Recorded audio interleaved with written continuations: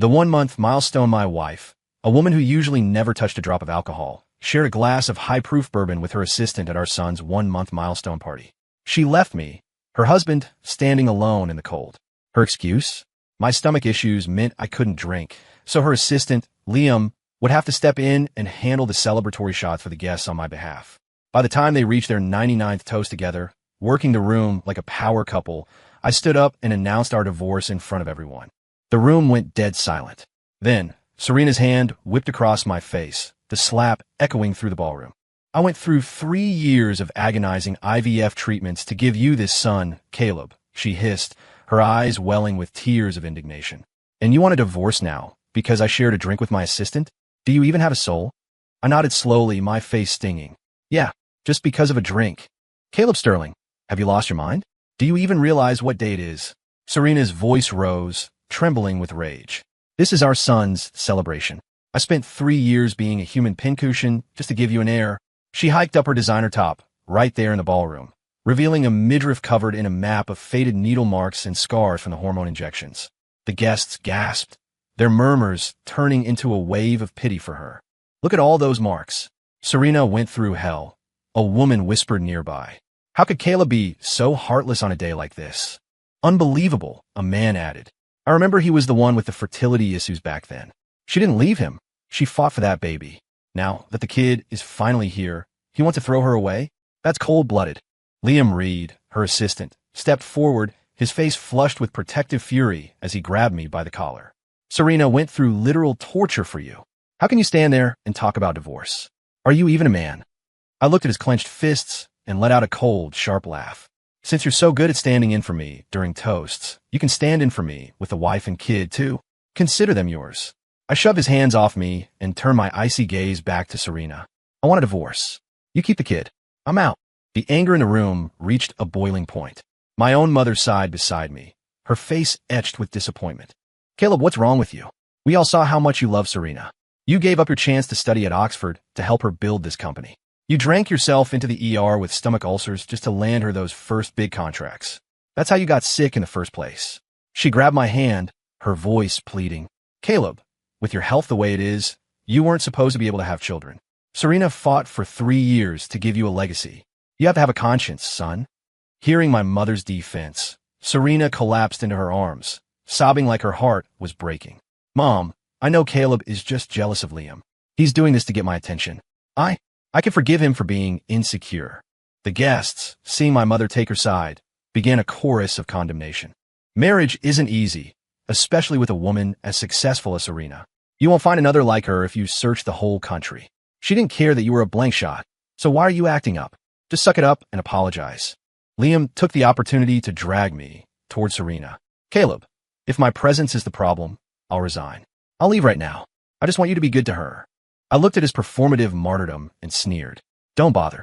The position of Serena Vance's husband is officially vacant. It's all yours. I looked Serena dead in the eye. I've already filed the papers. This is happening, whether you like it or not. Then I turned to my mother. Mom, very soon you'll understand why.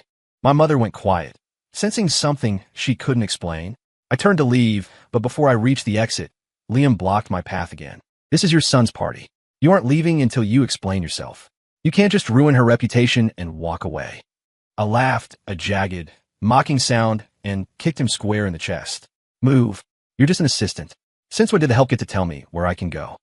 Liam crumpled to the floor, gasping for air. Serena rushed over, shielding him with her body. Caleb, if you have a problem, take it out on me. Liam was just trying to help us. Why would you hit him? I looked at the two of them, huddled together like a portrait of a family, and let out a huff. You know exactly why. I pushed past them and opened the door, only to be blocked by Serena's parents and her younger brother, Sean. Caleb, we know you're a good man, her father said, his voice heavy with feigned wisdom. You've never even raised your voice at her in all these years. Why blow everything up now? I'm done with her, I said simply. That's it. The words set Serena's mother off. She pointed a finger at me, screaming, You ungrateful brat. We never wanted her to marry a penniless kid from a farm town in the first place. Look at everything she's done for this family. She ruined her body with those hormones for you, she continued. And this is how you repay her? With a divorce decree. Sean, her brother, didn't bother with words. He swung a fist, catching me right in the jaw. You're just a glorified house husband. You really think you're someone. You're a useless loser who couldn't even get his wife pregnant. Sean spat. The only reason she stayed was out of pity. You think anyone else will want you? Everyone in Chicago knows you're a dud. You couldn't even get hired as an escort with that hardware. I touched my swelling cheek, but before I could speak, Serena grabbed her brother's arm. Stop it. Caleb is just emotional right now. He'll come to his senses once he cools down. The crowd was moved by her grace. They whispered about what a saint she was and what a monster I had become. Look at that. Even after everything, she's still protecting him. He's a pathetic dog. Behind them, the baby in the bassinet started wailing, the sound piercing the air like an accusation. Everyone expected me to fold, to crawl back. I didn't. I wiped the blood from my lip. I'm a monster. Fiend. But this divorce is happening today.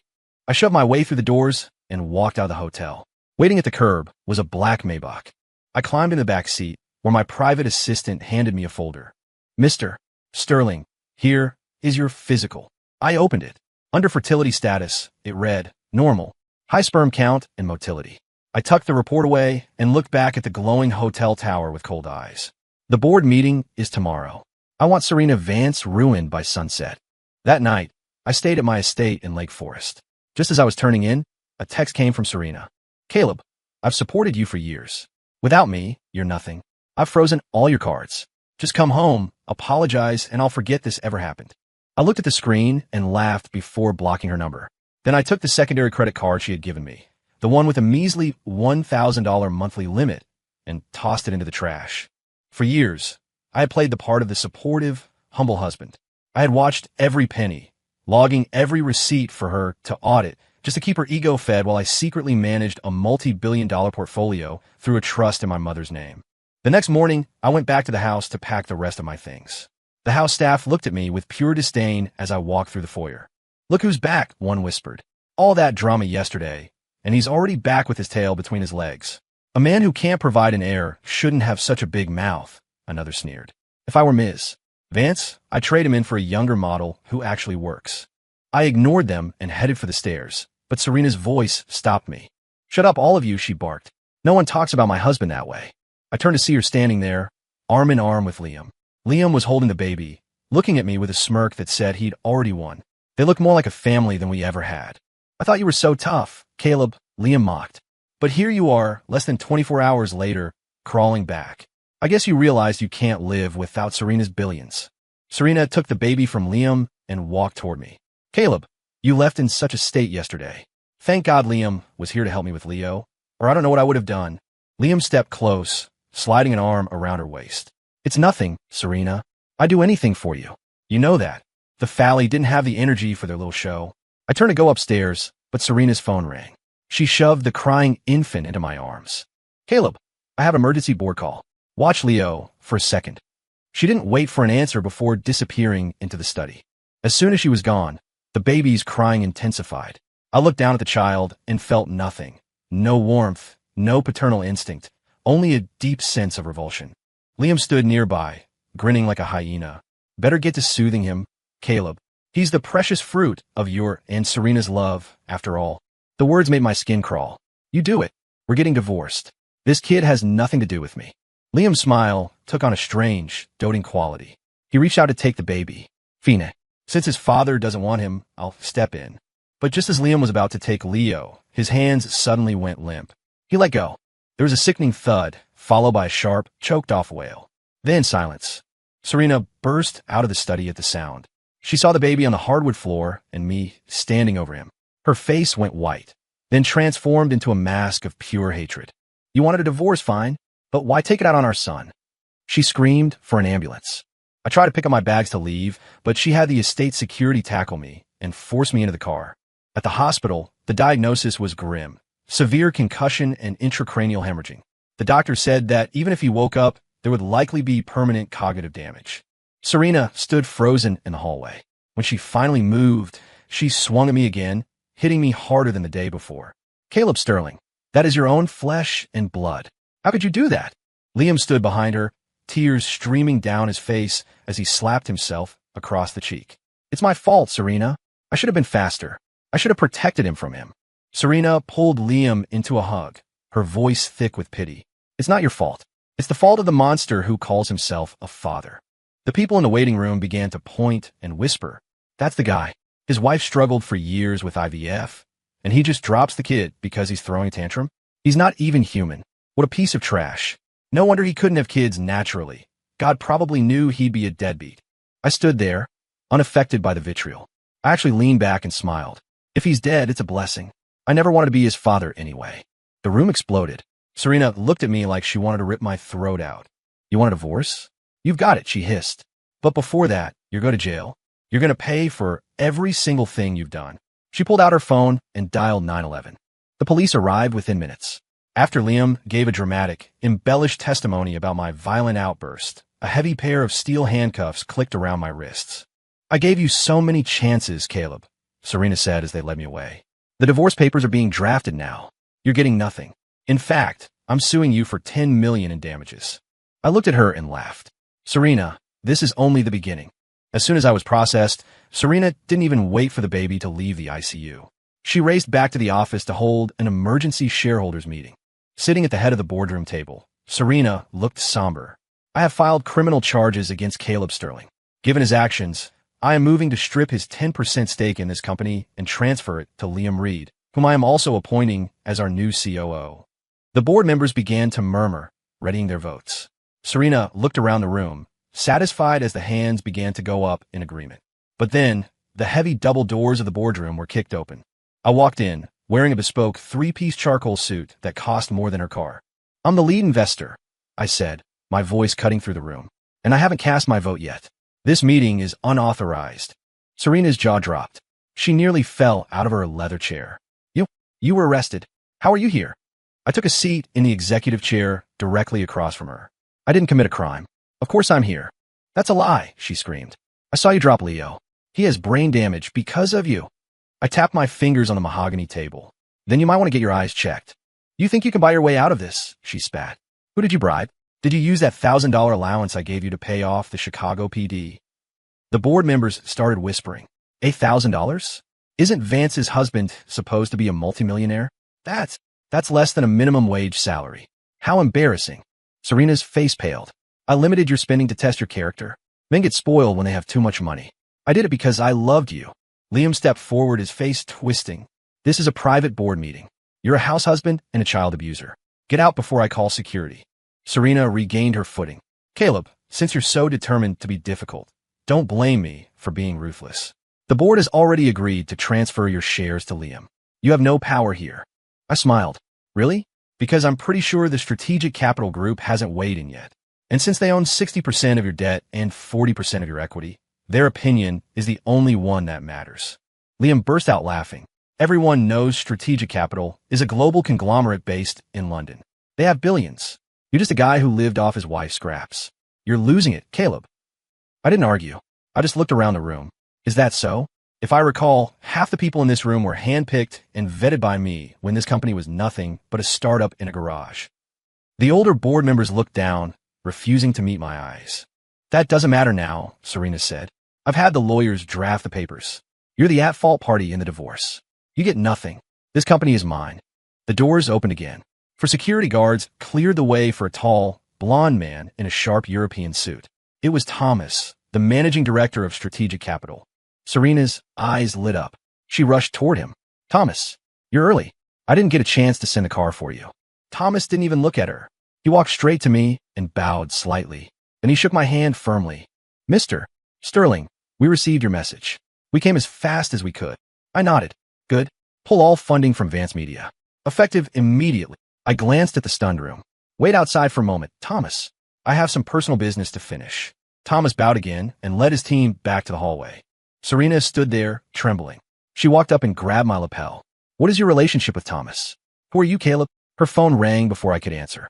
It was her CFO. Serena, we have a crisis. Strategic Capital just pulled their credit line and recalled their investment. Our accounts are frozen. We're looking at a $100 million deficit by the end of the day. The company is going under. Serena staggered back, hitting the table. This isn't possible. You were just a guy following me around. The guy who couldn't even get me pregnant.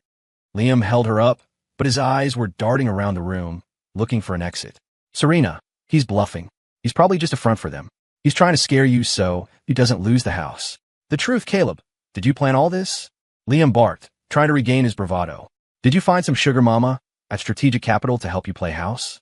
You're so desperate to leave that you'd sabotage Serena's life's work. I looked at him with genuine pity. Liam, you should worry less about my finances and more about your own freedom. Stop the act, Liam sneered. I don't know how you got out of that cell, but you dropped that baby. Everyone saw it. That's a felony. I pulled out my phone and projected a video onto the boardroom's large screen. Actually, Liam, I installed hidden 4K cameras in the nursery and the living room months ago. Let's look at the playback. The video played. It showed me carefully handing the baby to Liam. It showed Liam's hands clearly loosening. It showed the deliberate, calculated way he let the child fall while looking directly at the camera he didn't know was there. The room gasped. My God, he did it on purpose, a board member whispered. He tried to kill the baby just to frame the husband, another said, recoiling. Serena's face went from pale to a sickly green. She turned and slapped Liam so hard he hit the floor. I trusted you. That was my son. She stopped herself, swallowing the rest of the sentence. That was your son, what? Serena? I asked, my voice like a razor. She didn't answer. Liam scrambled up, holding his face. It's a deep fake. Serena, don't listen to him. He's trying to frame me. If it were a deep fake, I'd be in jail, not standing here with the managing director of your lead investor, I said. Then I threw a second folder onto the table. And here's something else. For years, Serena, you've been faking my medical records. You paid off that clinic to tell me I was sterile so that I would feel beholden to you. You wanted me to think I was a broken man so I would never leave you. The board members leaned in, reading the real reports I had brought. Wait, so Caleb was never the problem? Someone asked. He's perfectly healthy. Then why did Serena spend 3 years on IVF? Serena was shaking now, her hands clutching the edge of the table. I did it because I loved you. I wanted to make sure you stayed. No, I said, throwing the final document onto the table. You did it to cover up the truth. The paper was a DNA paternity test. Probability of paternity, Liam Reed, 99. 99%. The room went absolutely silent. Then a wave of disgust broke out. She cheated with the assistant and then forced her husband to pay for the IVF using the lover's donations. She made him think he was the father while she was carrying her assistant's kid. That's sociopathic. Serena collapsed in her chair, her eyes vacant. It's over. Everything is over. Liam, realizing the game was up, lunged at me. You think you're so smart, you piece of trash. You ruined everything. My security team caught him midair and slammed him into the floor. Liam Reed, I've already sent the video of the accident to the district attorney, I said, looking down at him. You're going away for a long time. Liam started sobbing. I'm sorry. Caleb, please, I didn't mean to drop him that hard. I just wanted you out of the picture. He's your son, Liam, I said. Whether you meant to or not, you broke him. Serena suddenly stood up, grabbing my hand, her voice a frantic whisper. Caleb, honey, please. I was wrong. I'll do anything. We can fix this. I'll fire Liam. We'll get Leo the best doctors. We could be a real family. I pulled my hand away as if she were covered in acid. A real family? You're a woman who can't have children naturally, Serena. The doctors told you that years ago, didn't they? That's why you used Liam. You didn't want a family. You wanted an heir to secure your position. Serena's eyes widened. I don't want a woman who builds a life on lies, I said. Sign the papers. I threw the divorce settlement on the table. I'm not signing, she screamed. If I don't sign, we're still married. You're the one with the billions now. I'll take half. I tilted my head. Actually, all my assets are held in a blind trust established by my mother before we were ever married. In this state, that's non-marital property. But the debt of this company? That's in your name. And since we're still married, maybe I should let the creditors know where you live. I walked out of the room without looking back. By that evening, the story was trending all over social media. The power couple of Chicago had been exposed as a sham. Serena Vance was the most hated woman in the city. I sat in my library, staring at the fire, when my friend and lawyer, Marcus, walked in. You're not worried she'll fight the divorce to get to your money? Marcus asked. I shook my head. When she wanted to cut me out, she moved all her personal assets into the company to shield them from me. Now the company is under a mountain of debt. She has nothing left but the house, and that's collateral for her latest loan. Just then my phone buzzed. A text from Serena. I won't sign. I have $100 million in debt. As long as we're married, that's our debt. See you in court. The final settlement, she thought she had moved left. I invited her to a coffee shop near the office to discuss terms. When I arrived, Serena was unrecognizable. She was wearing a hood and sunglasses, trying to hide from the paparazzi. Caleb, I know you still love me, she pleaded. Just help me pay off the debt, and I'll go away. I'll sign whatever you want. I placed the papers on the table. Sign these, and I will personally pay off 50% of the company's outstanding liabilities. You'll be broke, but you won't be in prison for fraud. She looked at the pen, then at me. With a trembling hand, she signed her name. I took the papers and stood up. Goodbye, Serena. Caleb, wait. We could try again in a few years. I didn't even answer. I walked out, handed the papers to Marcus, and told him to file them immediately. I also handed him a separate document, an asset liquidation agreement she had unknowingly signed in the fine print of the settlement. A month later, Serena was being evicted. She stood on the sidewalk as movers hauled her designer furniture out of the Lakeshore Drive penthouse. She was holding Leo, who stared blankly at the sky, unresponsive to the noise around him. You can't do this, she screamed at the foreman. My husband will pay for this. Lady, your ex-husband is the one who bought the debt, the man said, not even looking up. Move aside. Serena wandered the streets, clutching the child. She saw a Maybach pull up to a curb nearby. Her eyes lit up, thinking it was me. But the man who stepped out wasn't me. It was Liam. He looked different. He was wearing an expensive suit and had a spray tan. A wealthy, older woman stepped out after him, and he leaned down to kiss her cheek with a sickeningly sweet smile. Serena lost it. She lunged at him. Liam, you bastard. Look at what you did to us.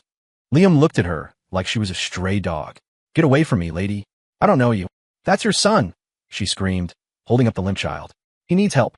You have to pay. Liam sneered. I told you before, Serena. You wanted that kid, not me. I'm starting a new life. Don't ruin it. He shoved her aside. Serena fell onto the pavement, the baby crying that thin, hollow cry that never seemed to stop. Liam didn't look back as he drove away with his new benefactor. That night, the wind was howling off Lake Michigan.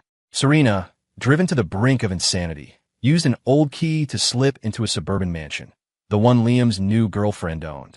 Inside, the sounds of music and laughter drifted from the master suite. Serena didn't hesitate. She had a gallon of gasoline and a lighter. When the police arrived, the house was a towering inferno. The only thing they found was a baby, left in a bundle of blankets in the bushes far from the heat. He wasn't crying. He wasn't laughing. He was just staring at the flickering orange light of the fire. I received the news as I was boarding a private jet.